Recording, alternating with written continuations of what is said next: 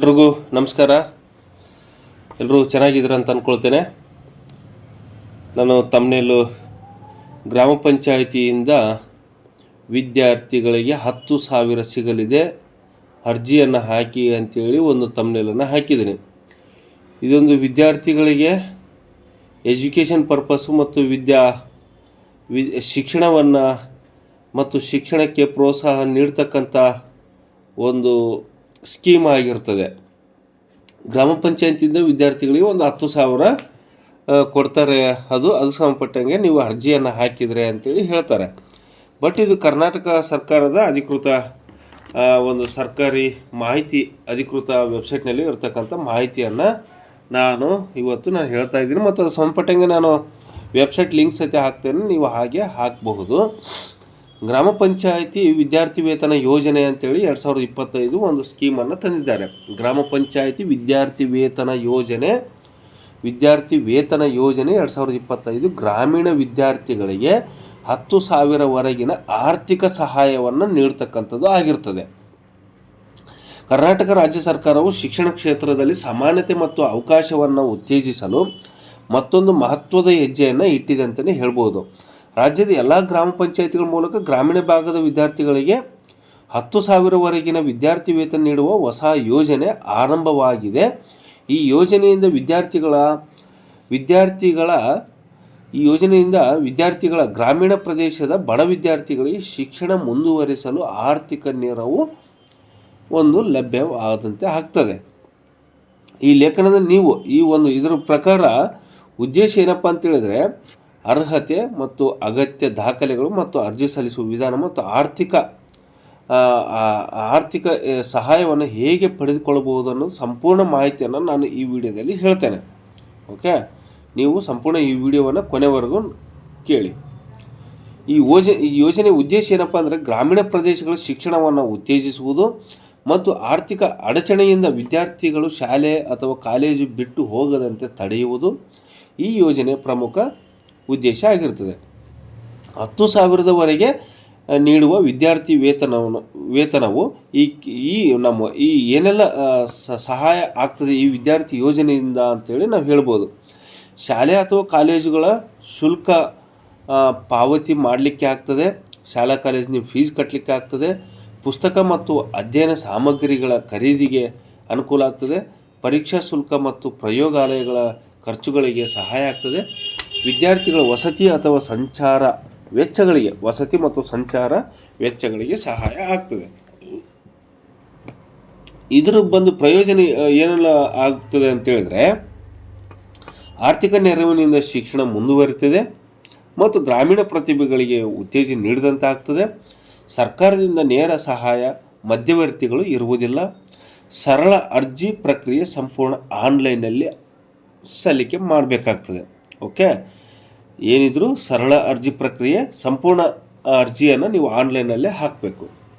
ಅರ್ಹತಾ ಮಾನದಂಡಗಳು ನೀವೇನೆಲ್ಲ ಇರಬೇಕು ಅಂತೇಳಿದರೆ, ವಿದ್ಯಾರ್ಥಿ ವೇತನ ಪಡಲಿಕ್ಕೆ ಮುಖ್ಯವಾಗಿ ನಿವಾಸ ಸ್ಥಳ ಅಂದರೆ ಗ್ರಾಮೀಣದವರು ವಾಸಸ್ಥಳ ಪ್ರಮಾಣಪತ್ರವನ್ನು ಹೊಂದಿರಬೇಕು. ಕರ್ನಾಟಕ ಗ್ರಾಮೀಣ ಪ್ರದೇಶದ ನಿವಾಸಿಯಾಗಿರಬೇಕು. ನಾಗರಿಕತೆ ಭಾರತೀಯ ನಾಗರಿಕರಾಗಿರಬೇಕು. ವಿದ್ಯಾಭ್ಯಾಸದ ಹಂತ 10ನೇ ತರಗತಿ ಮತ್ತು 12ನೇ ತರಗತಿ ಅಥವಾ ಡಿಪ್ಲೊಮಾ ಡಿಗ್ರಿ ಓದುತ್ತಿರಬೇಕು. ಓಕೆ, ಕುಟುಂಬದ ಆದಾಯ 2.5 ಲಕ್ಷಕ್ಕಿಂತ ಕಡಿಮೆ ಇರಬೇಕು. ಅಂಕಗಳ ಮಾನದಂಡ ನಿಮಗೆ 60% ಅಂಕಗಳೊಂದಿಗೆ ಉತ್ತೀರ್ಣರಾಗಿರಬೇಕು. ಅದಕ್ಕಿಂತ ಮೇಲೆ 60% ಮೇಲೇ ನಿಮ್ಮದು ಪರ್ಸೆಂಟೇಜ್ ಅಂದರೆ ಮಾರ್ಕ್ಸ್ ಬಂದಿರಬೇಕು. ನಿಮಗೆ ಏನೆಲ್ಲ ದಾಖಲೆಗಳು ಬೇಕಾಗ್ತವೆ ಅನ್ನೋದಾದರೆ, ಅರ್ಜಿ ಸಲ್ಲಿಸಲಿಕ್ಕಿಂತ ಮೊದಲು ನೀವು ಈ ದಾಖಲೆಗಳನ್ನು ರೆಡಿ ಮಾಡಿ ಇಟ್ಕೋಬೇಕು. ಪಾಸ್ಪೋರ್ಟ್ ಗಾತ್ರದ 2 ಫೋಟೋಗಳು, ಆಧಾರ್ ಕಾರ್ಡ್ ವಿದ್ಯಾರ್ಥಿದ್ದು, ರೇಷನ್ ಕಾರ್ಡ್ ಕುಟುಂಬದ್ದು. ಓಕೆ, ಶಾಲಾ ಕಾಲೇಜಿನ ದಾಖಲಾತಿ ಪ್ರಮಾಣ ಪತ್ರ, ಹಿಂದಿನ ವರ್ಷದ ಅಂಕಪಟ್ಟಿ. ಓಕೆ, ನೀವು ಡಿಗ್ರಿ ಓದ್ತಿದ್ರೆ ಅಂದರೆ PUC ಅಂಕಪಟ್ಟಿ ಬೇಕಾಗ್ತದೆ. ಓಕೆ, ಈಗ PUC ಓದ್ತಿದ್ರೆ ಅಂದರೆ SSLC ಬೇಕಾಗ್ತದೆ. ಹಿಂದಿನ ವರ್ಷದ ಅಂಕಪಟ್ಟಿ, ಆದಾಯದ ಪ್ರಮಾಣಪತ್ರ, ವಾಸಸ್ಥಳ ಪ್ರಮಾಣಪತ್ರ. ವಾಸಸ್ಥಳ ಅಂದರೆ ನೀವು ಅದಕ್ಕೆ ದೃಢೀಕರಣ ಪತ್ರ ಬೇಕಾಗ್ತದೆ.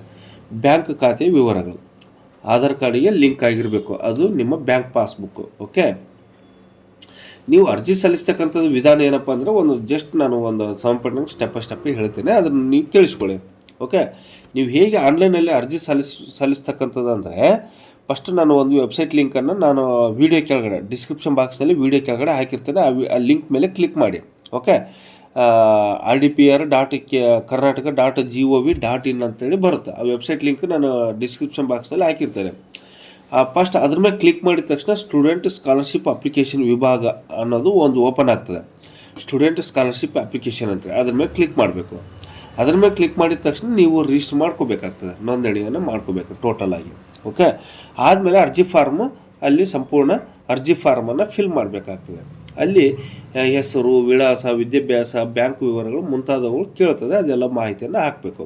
ಓಕೆ, ಆದಮೇಲೆ ನೆಕ್ಸ್ಟು ದಾಖಲೆಗಳನ್ನು ಅಪ್ಲೋಡ್ ಮಾಡಬೇಕು. ನೀವೆಲ್ಲ ಏನೇನು ಓದಿದ್ರಿ, ಏನೆಲ್ಲ ಪ್ರಮಾಣ ಪತ್ರಗಳಿದ್ದಾವೆ ಅವೆಲ್ಲ ಸ್ಕ್ಯಾನ್ ಮಾಡಿ ಅಪ್ಲೋಡ್ ಮಾಡಬೇಕು. ಓಕೆ, ನೆಕ್ಸ್ಟ್ ಬಂದು ನೀವು ಸಲ್ಲಿಕೆ ಮತ್ತು ಅದನ್ನು ಅಪ್ಲೋಡ್ ಮಾಡಿದ ಮೇಲೆ ಸಲ್ಲಿಕೆ ಮತ್ತು ರಸೀದಿಯನ್ನು ನೀವು ಹಾಕಿದ ತಕ್ಷಣ ಅದನ್ನು ಡೌನ್ಲೋಡ್ ಮಾಡ್ಕೋಬೇಕು. ಅದು ನಿಮ್ಗೆ ಯಾವಾಗಾದರೂ ಉಪಯೋಗ ಬರ್ತದೆ.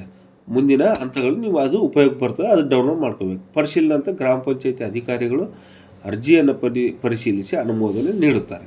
ಓಕೆ, ಈ ಒಂದು ನೀವೇನೆಲ್ಲ ಅಪ್ಲಿಕೇಶನ್ ಹಾಕಿದರೆ ಅದನ್ನು ಪರಿಶೀಲನೆ ಮಾಡಿ ನಿಮಗೆ ಸ್ಕಾಲರ್ಶಿಪ್ ಏನು ಸ್ಟೂಡೆಂಟ್ ಸ್ಕಾಲರ್ಶಿಪ್ ಮೊತ್ತವನ್ನು ಕೊಡಬೇಕಾ ಬೇಡ ಅನ್ನೋದು ಅದು ಪರಿಶೀಲನೆ ಮಾಡಿ ನೇರವಾಗಿ ನಿಮ್ಮ ಬ್ಯಾಂಕ್ ಖಾತೆಗೆ ಜಮೆ ಆಗುವಂತೆ ಮಾಡ್ತಕ್ಕಂಥ ಹೊಸ ಸ್ಕೀಮು ಇದು.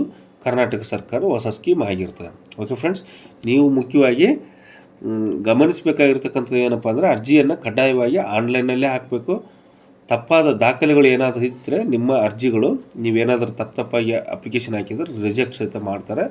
ದಾಖಲೆಗಳನ್ನು ಸರಿಯಾಗಿ ಸ್ಕ್ಯಾನ್ ಮಾಡಿ ಅಪ್ಲೋಡ್ ಮಾಡದೇ ಇದ್ದರೆ, ತಪ್ಪಾಗಿ ಇಲ್ಲ ಸರಿಯಾಗಿ ಕಾಣದೇ ಇರತಕ್ಕಂಥ ದಾಖಲಾತಿಗಳನ್ನು ಅಪ್ಲೋಡ್ ಮಾಡಿದರೆ ಬ್ಲರ್ರಾಗಿ ಕಾಣೋದು, ಕಪ್ಪಾಗಿ ಕಾಣೋದು, ಏನೇನೋ ಹೆಂಗೋ ಅಪ್ಲೋಡ್ ಮಾಡೋದು, ಆ ಥರನೂ ರಿಜೆಕ್ಟ್ ಮಾಡ್ತಾರೆ. ನಿಮ್ಮ ವಿದ್ಯಾರ್ಥಿ ವೇತನ ಮಂಜೂರಾದ ನಂತರ ಮೊತ್ತವು ನಿಮ್ಮ ಅಮೌಂಟ್ ಡೈರೆಕ್ಟಾಗಿ ನಿಮ್ಮ ಬ್ಯಾಂಕ್ ಖಾತೆಗೆ DBT ಮೂಲಕ ಬರ್ತದೆ. ಯಾವುದೇ ಸಮಸ್ಯೆ ಅಥವಾ ಸಹಾಯಕ್ಕೆ ಇದ್ದರೆ ನಿಮ್ಮ ಗ್ರಾಮ ಪಂಚಾಯತಿದಲ್ಲಿ ಸಹಿತ ಇದನ್ನು ಎನ್ಕ್ವೈರಿ ಮಾಡಬಹುದಂತಲೇ ಹೇಳ್ತೇನೆ. ಇದು ಹೊಸ ಸ್ಕೀಮ್. ಓಕೆ, ಇಷ್ಟೊತ್ತು ಈ ವಿಷಯ ನಾನು ಹೇಳಿದ್ದೀನಿ. ಇದು ನಿಮ್ಮೆಲ್ರಿಗೂ ಇಷ್ಟ ಆಗಿದ್ದರೆ ಲೈಕ್ ಮಾಡಿ, ಹಾಗೆ ಶೇರ್ ಮಾಡಿ. ನಿಮಗಿನ್ನ ಪ್ರತಿಯೊಂದು ವಿಷಯಗಳು ನಾನು ಪ್ರತಿ ವಿಡಿಯೋಗಳಲ್ಲಿ ನಾನು ಹೇಳ್ತಾ ಇರ್ತೇನೆ. ನನ್ನ ವಿಡಿಯೋಗಳು ನೀವು ತಪ್ಪದೆ ನೋಡಬೇಕಂತೇಳಿದರೆ, ನೋಟಿಫಿಕೇಷನ್ ಬರಬೇಕಂತೇಳಿದ್ರೆ ಈ ವಿಡಿಯೋವನ್ನು ಈ ಒಂದು ಚಾನಲನ್ನು ಸಬ್ಸ್ಕ್ರೈಬ್ ಮಾಡ್ಕೊಳ್ಳಿ. ಹಾಗೆ ಪಕ್ಕದಲ್ಲಿರ್ತಕ್ಕಂಥ ಬೆಲ್ ಐಕನ್ ಆಲ್ ಅಂತ ಮಾಡಿ, ಲೈಕ್ ಮಾಡಿ, ಶೇರ್ ಮಾಡಿ.